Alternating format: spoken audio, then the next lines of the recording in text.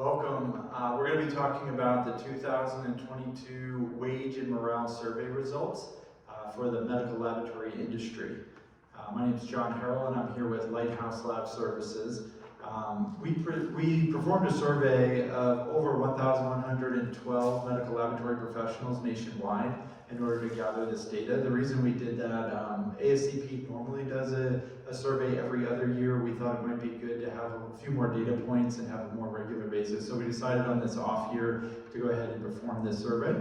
The objectives were to inform the medical lab community of the current levels of wages and staffing, and we also really wanted to make some correlations with morale, right? So we're the first group that I know of to survey both wage and morale on a nationwide basis of medical lab professionals, and I'm going to go through the results with you here. So one of the things I wanted to call out first was that the majority or plurality of respondents, 36% of them, had more than 21 years of experience. And so a lot of the survey respondents here were experienced medical laboratory professionals, and a majority of them were working in high complexity CLIA labs, about 75% of them.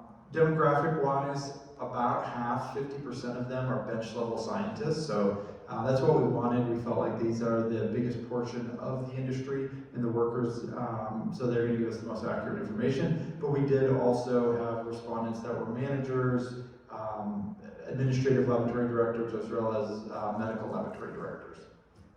So the salary breakdown, we did decide to split out the state of California, so I wanted to call attention to that. That was skewing the numbers a little bit, and whenever we've talked about surveys, salary with medical lab professionals, they say, well, maybe in San Francisco that works, but that's not what we're seeing in my neck of the woods. So we thought we'd at least get a little bit more accurate by breaking California out separately.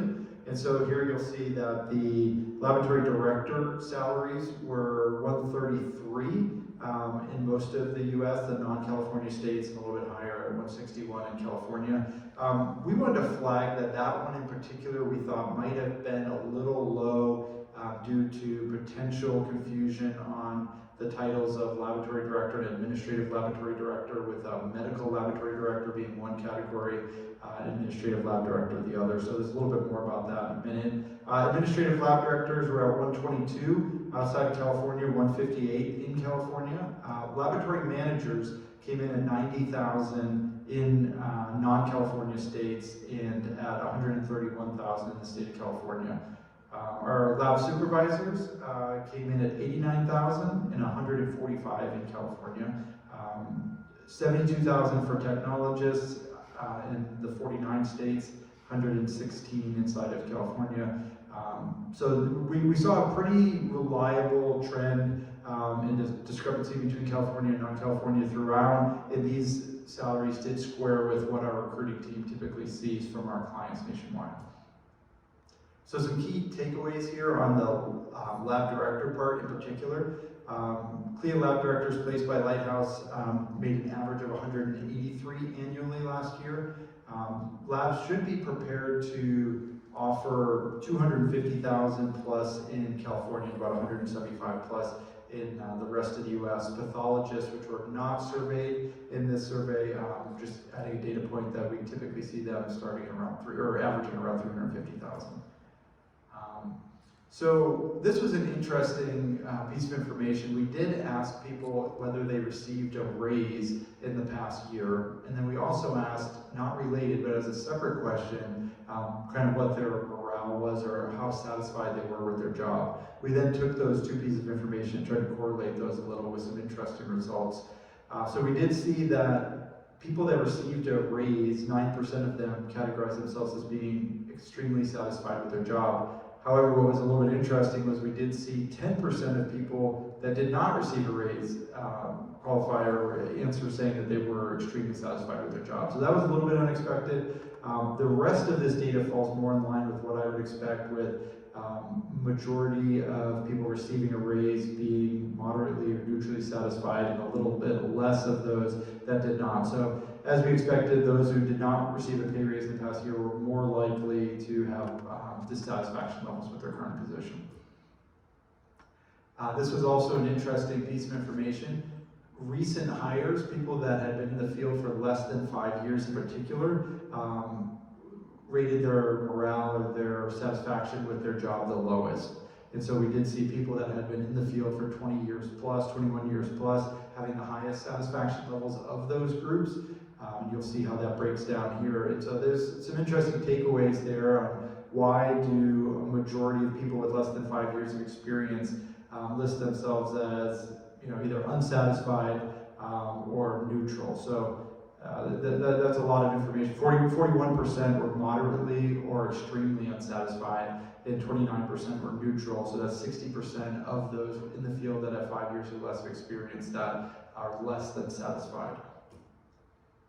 Impact of staffing, right? So those labs that are having staffing difficulties and are understaffed have higher levels of dissatisfaction. That's not shocking. Among the 73% of respondents who indicated their lab was understaffed, 44% of them were moderately or extremely unsatisfied, with 24% being neutral. So that again leaves maybe 22% of them that were satisfied. So if you're working in a lab that's understaffed, you're probably not happy. So I know that those are kind of self-fulfilling things as well, where if you are understaffed, can't find staff, your people have to work more, and they become less satisfied, and it sort of sets off a cycle.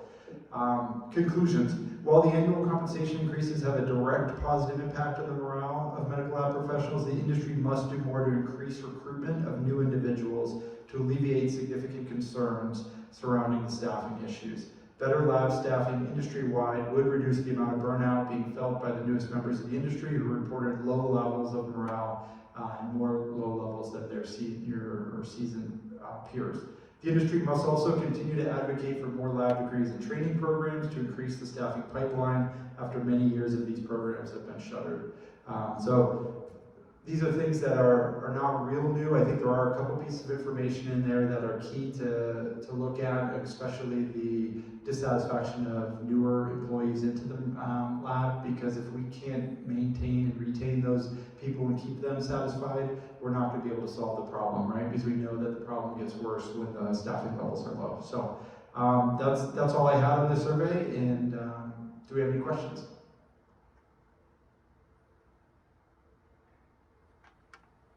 Great. What do you think lab owners could do immediately in the last months or two to retain?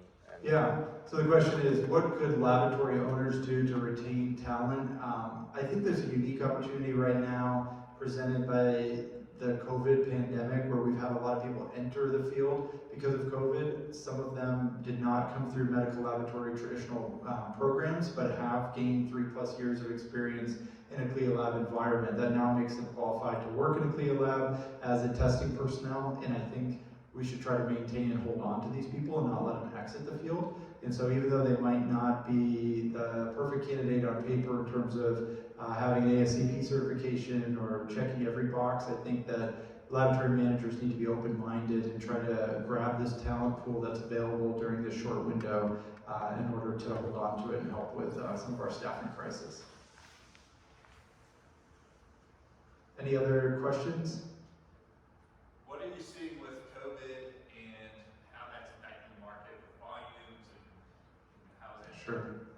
So the question is, how do we see the COVID crisis impacting the volume inside of laboratories and staffing? I think we're starting to really see that fall off. It's maintained a steadier pace and maybe hasn't completely fallen off as quick as some of us would have thought. But we did see a lot of new laboratories open up during COVID. We saw a lot of new positions become available and a need for molecular scientists in particular. We're starting to see a transition away from that, and that's where I think the opportunity lies. As we have these molecular PCR techs, I think we're going to need to cross-train them into other areas of clinical laboratory testing, and there's an opportunity to do that now.